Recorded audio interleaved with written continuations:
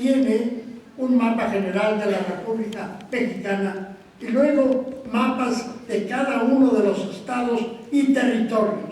En el siglo XIX había otros territorios, por ejemplo, el territorio de la Sierra Gorda, el territorio de Tepic, el territorio de Tlaxcala, que ahora son estados. Ya México no tiene territorios, todavía me tocó ver cuando se convirtió de territorio a estado las dos Californias nuestras, Baja California Norte, Baja California Sur, y luego Quintana Roo. Entonces García Cubas, en momentos críticos, le da a México esto, para decir, pero no había visto nunca un atlas. Había un atlas, sí, del Barón de Humboldt, que había publicado en París en 1805, pero no era un atlas general, era un atlas con un mapa mucho más elemental que este, y un atlas que tenía algunas cuantas rutas terrestres, nada más. Y aquí tienen un retrato de cómo éramos hace 1858, o sea, hace aproximadamente siglo y medio. Y a raíz de que la cicatriz de la pérdida territorial aún no se cerraba. García Cubas nació de una familia de recursos modestos, perdió a su padre siendo joven, su familia no tenía apoyo económico, había una tía que les daba cierta ayuda, pero no suficiente.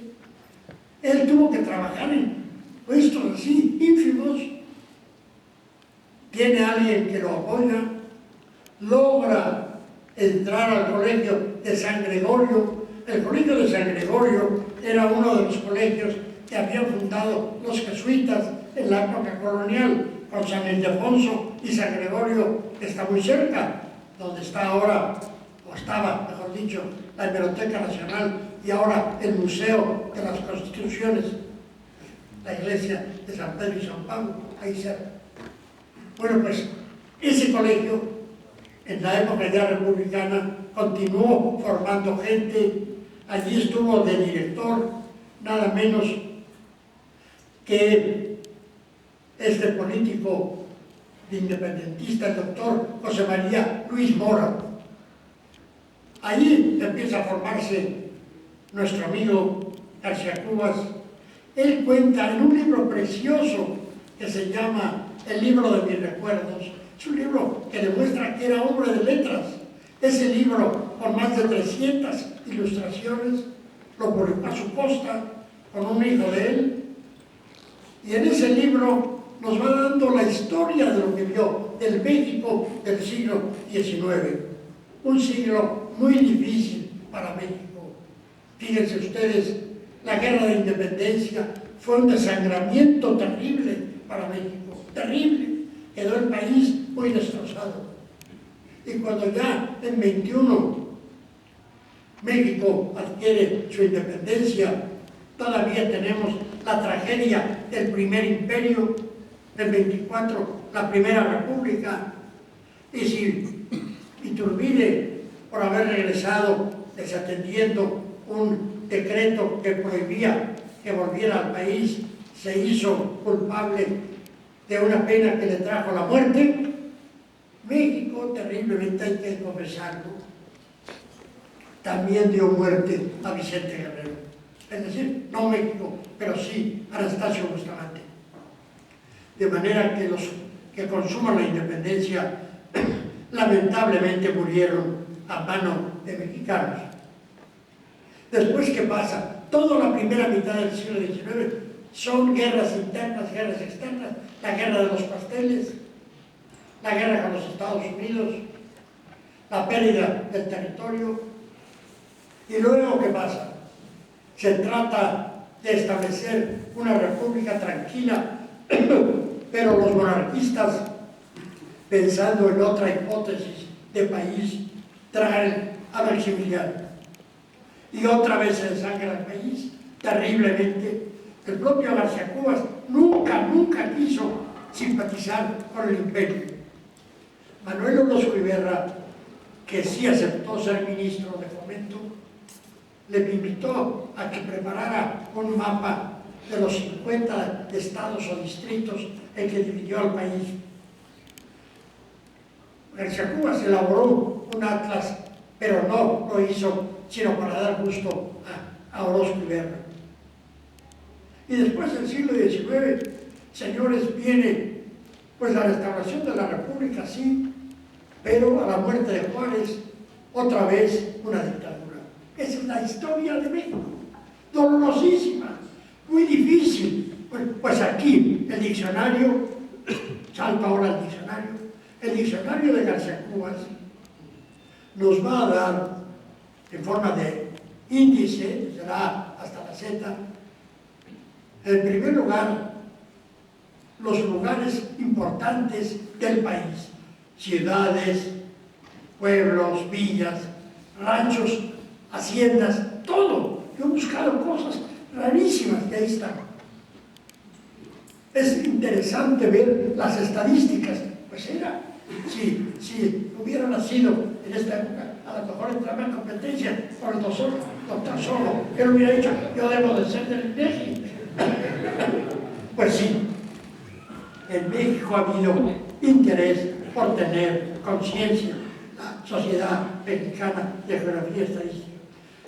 Pero García Cubas, que se había formado ya en el Colegio de San Gregorio, que después estuvo en la Academia de San Carlos porque le interesaba mucho el dibujo y la pintura, y que culminó su carrera estudiando en la Escuela de Minería, la Escuela de Minas, allí se hizo ingeniero, tiene una trayectoria impecable y va a estar muy vinculado a la Secretaría de Fomento.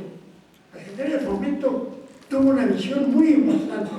Yo les puedo decir, la Secretaría de Fomento patrocinó ediciones de obras clásicas de lenguas indígenas, por ejemplo, de obras muy importantes para la historia de México.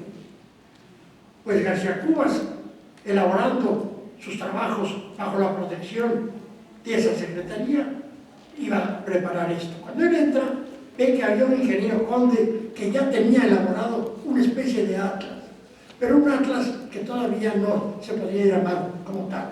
Había elaborado un mapa de la República Mexicana, pero imperfecto. Entonces él, con la anuencia del señor, dice, voy a hacer el atlas. Él tiene contacto con quien estaba al frente de la Secretaría de Fomento, Miguel Lerdo de Tejada. Y él le cae bien a Miguel Lerdo de Tejada y le dice a Lerdo de Tejada, yo te voy a ayudar, veo que tú tienes interés. Cuenta una anécdota muy curiosa, que un día lo llevó con el presidente Santana. Y el presidente Santana vio un mapa de México antes de la guerra con los Estados Unidos. Y le dijeron, mire usted lo que perdimos. Y que Santana dijo, ¿cómo? Dice, ¿perdimos todo eso? Así, dice, por lo cual me di cuenta que no sabía lo que habíamos perdido. Y como vio que García Cubas tenía inmenso interés, dijo que le den 100 pesos de gratificación. Eran un poquito más que los 100 pesos de ahora. García Cubas entrega este atlas. Van a verlo ustedes, los que tengan en primer lugar el interés, que entiendo yo que la idea es que el atlas esté en las importantes bibliotecas del país, en las más importantes. Vamos a decir que hay una edición, obviamente, de 1858, pero también quiero decirles que es de muy escasa y muy difícil consulta. Entonces ya a mí me pareció que era servir a nuestro país proponer esta edición del Atlas y del diccionario. Era darle al país, ¿quieres verte en el espejo de tu infancia? Ahí lo tienes. Y se puede ver. García Cubas fue infatigable.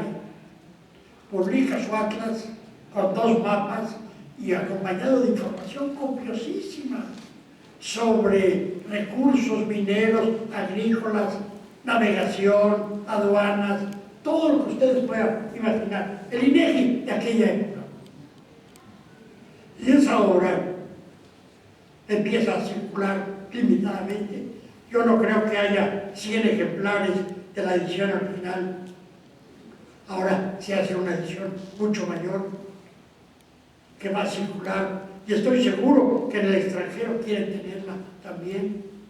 Entiendo que va a ser difícil conseguirla, por eso el Colegio Nacional, de acuerdo con el INEGI, con la Universidad Nacional, que son los tres patrocinadores, a obsequiar a ustedes 5 ejemplares del Atlas y 5 del diccionario.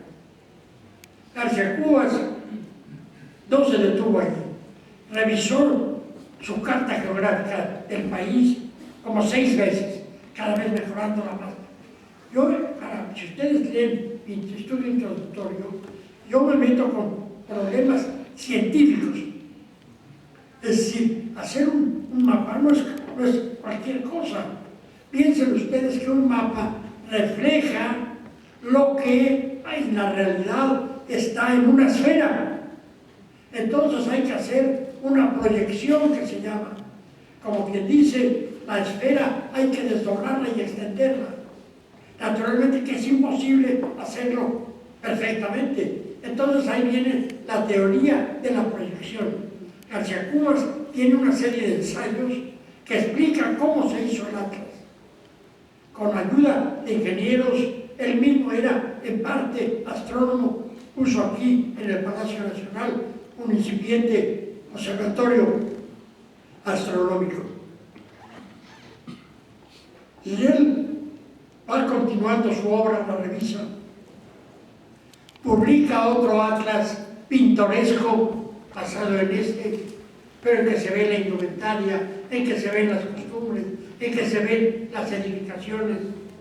Publica otro atlas del ferrocarril mexicano recién construido, con Casimiro Castro, con Velasco, con José María Velasco.